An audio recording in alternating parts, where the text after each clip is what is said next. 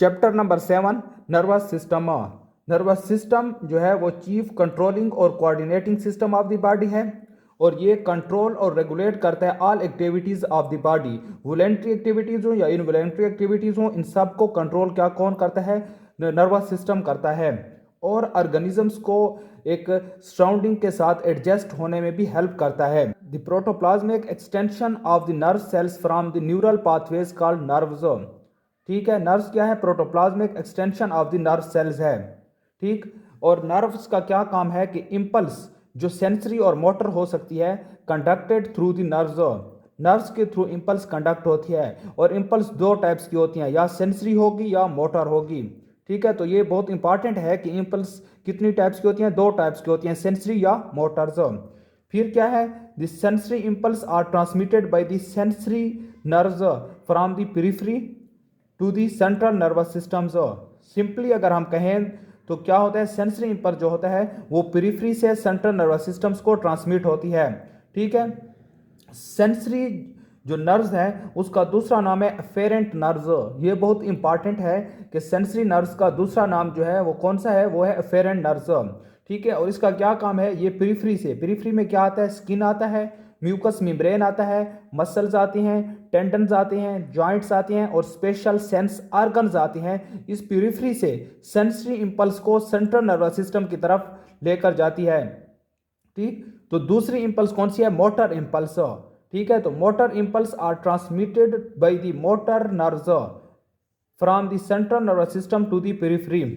ठीक है, तो मोटर जो नर्व्स है इसका दूसरा नाम है इफेरेंट नर्व्स। ये इंपॉर्टेंट पॉइंट है इसमें। ठीक, और दूसरा ये क्या करती है? सेंट्रल नर्वस सिस्टम से पेरिफेरी की तरफ इंपल्स को ट्रांसमिट करती है।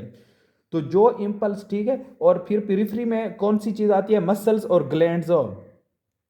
तो जो सेंसरी इंपल्स है वो पेरिफेरी से सेंट्रल नर्वस सिस्टम को ट्रांसमिट होती है और जो मोटर इंपल्स है वो सेंट्रल नर्वस सिस्टम से पेरिफेरी को ट्रांसमिट होती है। तो ये जो पॉइंट्स हैं दो, ये बहुत इंपॉर्टेंट हैं, इनको समझना।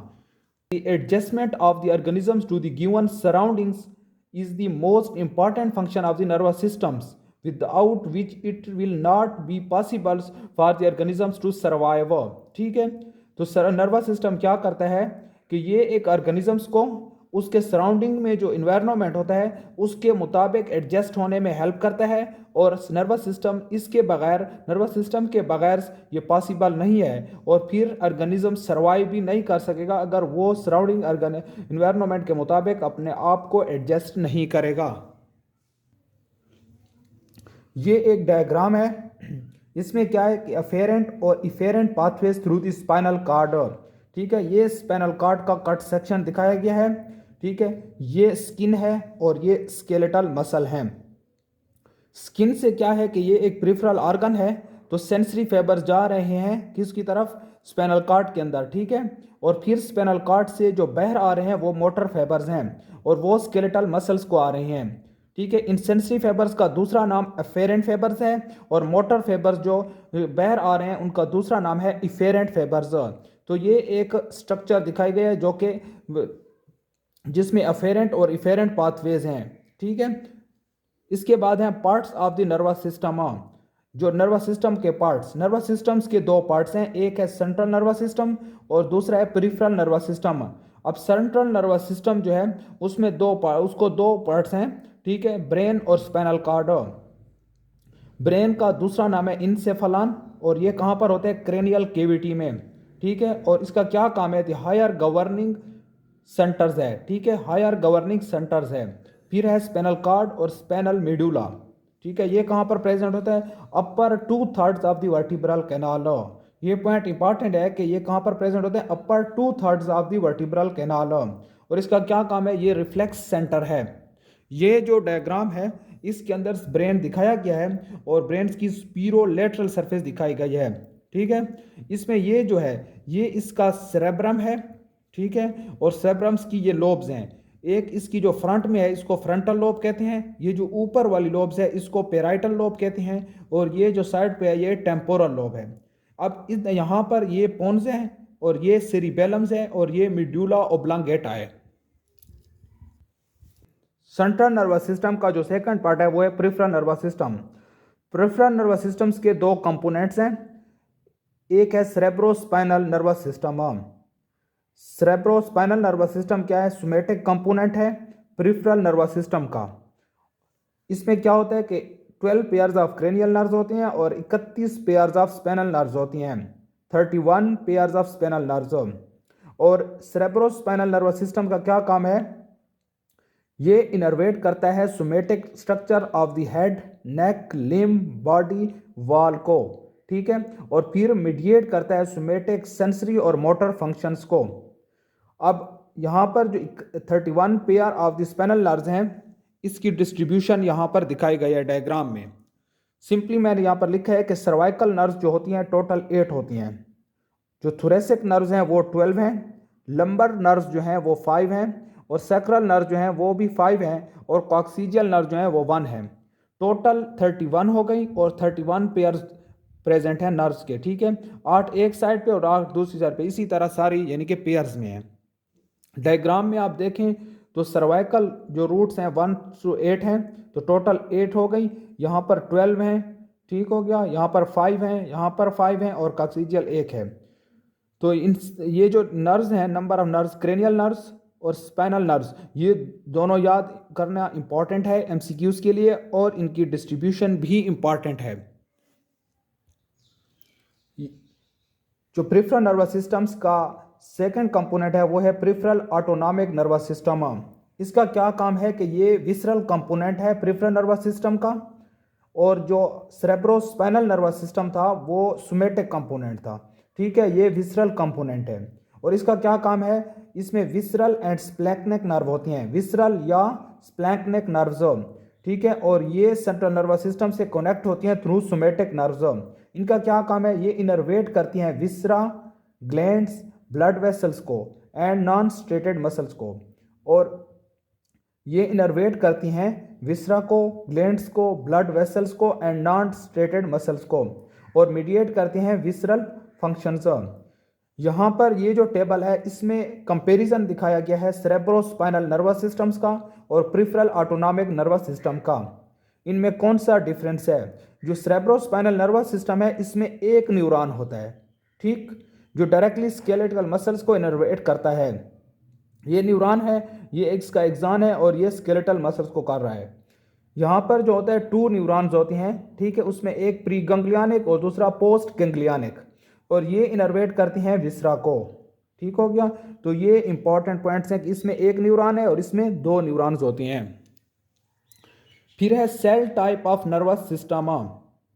सेल 2 टाइप्स के होते हैं नर्वस सिस्टम के अंदर, excitable cells and non excitable cells. ये इंपॉर्टेंट है बहुत कि कितने टाइप्स के सेल होते हैं नर्वस सिस्टम में, ये वाइवा के लिए भी इंपॉर्टेंट है और एमसीक्यूज के लिए भी। अब एक्साइटेबल सेल्स में कौन सी आती हैं? नर्व्स और न्यूरॉन्स, ठीक है, और नॉन एक्साइटेबल सेल्स में आती है neuroglia and ependyma cells in central nervous system and Schwann cells in peripheral nervous system. MCQs में बहुत ज़्यादा आता है कि जो प्रिफ्रल नर्वस सिस्टम में नॉन एक्साइटेड सेल्स हैं वो कौन से हैं, तो वो शवान सेल्स हैं, ठीक है। इनको याद रखना बहुत ज़रूरी है कि सेंट्रल नर्वस सिस्टम में न्यूरोग्लिया और एपेंडाइमा सेल्स हैं और प्रिफ्रल नर्वस सिस्टम में शवान सेल्स हैं। फिर है न्यूरॉन्स। न्यूरॉन्स की स्ट्रक्चर यहाँ पर डिस्कस हुई है। तो न्यूरॉन्स क्या है कि न्यूरॉन्स नर्व सेल्स हैं, ठीक है, तो इनमें एक सेल बॉडी होती है, या उसका दूसरा नाम है पेरिकैरियन, और उसको सोमा या सोमेटा भी कहते हैं। इसमें क्या होता है कि सेंट्रल न्यूक्लियस होता है और साइटोप्लाज्म में नीजर ग्रेन्यूल्स होते हैं। फिर इसके 2 प्रोसेस होते हैं जिनको न्यूराइटिस कहते हैं। न्यूराइटिस में एक होता है जिसमें मेनी शॉर्ट एफेरेंट प्रोसेस होती हैं, उसको कहते हैं डेंड्राइट्स, ठीक, और दूसरे में क्या होते हैं? सिंगल लॉन्ग एफेरेंट प्रोसेस होते हैं जिसको कहते हैं एक्सॉन। ये यहाँ पर एक न्यूरॉन दिखाया गया है, ठीक है, तो इसके ये डिफरेंट कंपोनेंट्स हैं, ठीक है। इसके ये जो है ये जो ब्रांचेस निकल रही हैं ये हैं डेंड्राइट्स, ये अफेरेंट प्रोसेस है। फिर यहाँ पर ये जो है ये सोमा है, ठीक है, सोमा सेल बॉडी है और इसके सेंटर में न्यूक्लियस है और यहाँ साइटोप्लाज्म में न्यूरल ग्रेन्यूल्स होंगे। फिर इससे ये एक्सॉन निकल रहा है। एक्सॉन में ये जो है माइलिन शीथ है, तो ये माइलिनेटेड न्यूरॉन हो गया, और यहाँ पर ये जो है ये एक्सॉन्स के टर्मिनल्स हैं, इनको टीलोडेंड्रिया भी कहते हैं, ठीक है, टीलोडेंड्रिया या एक्सॉन टर्मिनल्स कहते हैं। फिर यहाँ पर ये लिखा हुआ है कि cell bodies of the neurons form a grey matter. ठीक है, जो ग्रे मैटर होता है, ठीक है, वो किससे बना होता है? सेल बॉडीज ऑफ न्यूरॉन से। ठीक है, फिर क्या है कि nuclei in the central nervous system and ganglia in the peripheral nervous system. The cell process form a tracts in the central nervous system and nerves in the peripheral nervous system. तो ये बहुत ही important है कि cell process जो है वो tracts बनाती हैं सेंट्रल नर्वस सिस्टम में और नर्व्स बनाती हैं पेरिफेरल नर्वस सिस्टम में। और सेल प्रोसेस क्या मुराद है? एक्साना। तो ये बहुत इंपॉर्टेंट है। फिर है types of neuron. Types of neuron जो है ये बहुत ही इंपॉर्टेंट है और इससे एमसीक्यूज में बहुत ज़्यादा क्वेश्चन आती हैं। ठीक है, इसमें types of neuron number of their process की बेस पर जो न्यूरॉन्स की टाइप्स हैं वो 4 टाइप्स हैं: यूनिपोलर, सूडो यूनिपोलर, बाइपोलर और मल्टीपोलर। अब यूनिपोलर की जो एग्जांपल है मेसेनसेफेलिक न्यूक्लियस है, तो ये याद रखना बहुत ज़रूरी है। एमसीक्यूज में आता है कि यूनिपोलर की कौन सी एग्जांपल्स है या मेसेनसेफेलिक न्यूक्लियस जो है वो कौन सा टाइप ऑफ न्यूरॉन है, तो ये फिर एमसीक्यूज में क्वेश्चन आते हैं। दूसरा है सूडो यूनिपोलर सेंसरी गैंग्लिया और स्पेनल गैंग्लिया, इसकी एग्जांपल्स है। बाइपोलर्स में spiral and vestibular ganglia and bipolar neurons of retina वो बाइपोलर हैं। ठीक, मल्टीपोलर में neurons in cerebrum and cerebellum के अंदर। फिर उन्होंने न्यूरॉन्स को फिर उन्होंने न्यूरॉन को क्लासिफाई किया length of the axons, Golgi type 1 neurons और Golgi type 2 neurons. Golgi type 1 neurons में लॉन्ग एक्सॉन होता है और गाल्जी टाइप 2 न्यूरॉन्स में या तो शॉर्ट होगा या एक्सॉन बिल्कुल नहीं होगा। ये यहाँ पर इसने डिफरेंट टाइप्स ऑफ स्ट्रक्चर दिखाए गए हैं इस फिगर में। इसमें ये सूडो यूनिपोलर है, ठीक है, और ये जो है ना बाइपोलर है। ठीक है, इसमें एक तरफ डेंड्रॉन है और दूसरी तरफ एक्सॉन है। यहाँ पर सोमा साइड पर है, यहाँ पर प्रिफ्रल डेंड्रॉन है और यहाँ पर सेंट्रल एक्सॉन है। ठीक, फिर यहाँ पर ये जो है ये मल्टीपोलर है। ये इसकी सेल बॉडी है सेंटर में, इससे यहाँ पर और यहाँ पर डेंड्रॉइड निकल रहे हैं और ये इसका एक्सॉन है। डायनामिक पोलैरिटी इसमें क्या है? The impulse flows towards the Soma in the dendrites. ये जो डेंड्राइट्स हैं ये इम्पल्स को क्या करती हैं? सेल बॉडी की तरफ ले आती हैं और फिर जो इम्पल्स है सेल बॉडी से जब अवे जाती है तो ये एक्सॉन के थ्रू जाती है। नेक्स्ट टॉपिक है सिनेप्स। सिनेप्स जो है ये वाइवा के लिए भी बहुत इंपॉर्टेंट है और एमसीक्यूज के लिए भी। ये क्या होता है कि जो दो न्यूरॉन्स के दरमियान जंक्शन होता है उसको कहते हैं सिनेप्स। ठीक है, सिनेप्स में क्या है? The impulse is transmitted across the synapse by specific neurotransmitter. ये जो सिनेप्स होता है इसके अंदर स्पेसिफिक न्यूरोट्रांसमीटर्स होती हैं, जिस तरह एसिटाइल कोलिन है, catechol amine, nor adrenaline and dopamine, serotonin, histamine, glycine, GABA and certain polypeptides. ये न्यूरोट्रांसमीटर्स हैं। ठीक है, फिर क्या है? The most common types of synapse are axodendritic and axosomatic. 2 types की हैं, ये इन डायग्राम में दिखाई गई है। ठीक है, ये कौन सी है? एक्सोडेंड्राइटिक है और ये एक्सोसोमेटिक है। ठीक है, ये यहाँ पर एक्सॉन है और ये डेंड्राइड है। ठीक है, तो ये दोनों आपस में मिले हुए हैं तो एक्सोडेंड्राइटिक, ये एक्सॉन है और ये सोमा सेल बॉडी है तो एक्सोसोमेटिक है। ठीक, यहाँ पर ये जो डायग्राम है इसमें यहाँ पर ये सिनेप्स है। ठीक है, ये यहाँ पर 2 न्यूरॉन है और यहाँ पर दरमियान में सिनेप्स है और इस सिनेप्स में क्या प्रेजेंट होंगे? न्यूरोट्रांसमीटर्स। ये एमसीक्यूज के लिए इंपॉर्टेंट है कि जो मोस्ट कॉमन सिनेप्स हैं वो कौन से हैं, तो ये 2 हैं। ठीक, और सिनेप्स की भी 2 टाइप्स हैं फंक्शनली, या तो सिनेप्स इनहिबिटरी होगी, ठीक है, इम्पल्स को आगे नहीं जाने देगी, इनहिबिट करेगी, या एक्साइटेटरी। फिर है न्यूरोग्लिया। न्यूरोग्लिया जो है वो नॉन एक्साइटेबल स्मोटिक सेल्स हैं। न्यूरोगेलियल सेल्स क्या हैं? न्यूरोग्लियल सेल्स ये कहाँ पर पाए जाती हैं? Parenchyma of brain and spinal cord में। एपेंडेमल सेल्स जो हैं इंटरनल केविटीज और वेंट्रिकल्स की लाइनिंग में प्रेजेंट होती हैं। फिर कैप्सुलर एंड स्टिलाइट सेल्स जो हैं, ठीक है, surrounding the neurons of sentry and autonomic ganglia. Schwann cells forming the sheath of axon of peripheral nerves. Several types of sporting cells in sheathing the motor and sensory nerve terminals and supporting the sensory epithelia. The neuroglial cells found in the parenchyma of the brain and spinal cord are broadly classified as macroglia and microglia. Macroglia जो है ना ectodermal origin है, ठीक है, ये MCQs के लिए important है। और ये क्या है, कंप्राइजिंग एस्ट्रोसाइट्स, लिगोडेंड्रोसाइट्स एंड गोलियोब्लास्ट्स। तो मैक्रोगिलिया में कौन सी सेल्स आती हैं, एस्ट्रोसाइट्स, ओलिगोडेंड्रोसाइट्स एंड गोलियोब्लास्ट्स, और ये एक्टोडर्मल ओरिजिन है। माइक्रोगिलिया जो है मीजोडर्मल ओरिजिन है, ठीक है। फिर है एस्ट्रोसाइट्स। एस्ट्रोसाइट्स स्टार शेप्ड होती हैं, जिस तरह इनका नाम है उसी तरह एस्ट्रोसाइट्स, ठीक है। और नेमुरस प्रोसेस इनसे रेडिएट करती हैं ऑल डायरेक्शन में। एस्ट्रोसाइट्स दो टाइप्स की हैं, protoplasmic astrocytes and fibrous astrocytes. Protoplasmic astrocyte जो हैं वो ग्रे मैटर में प्रेजेंट हैं और फाइब्रस एस्ट्रोसाइट वाइट मैटर में प्रेजेंट हैं। फिर हैं ओलिगोडेंड्रोसाइट्स।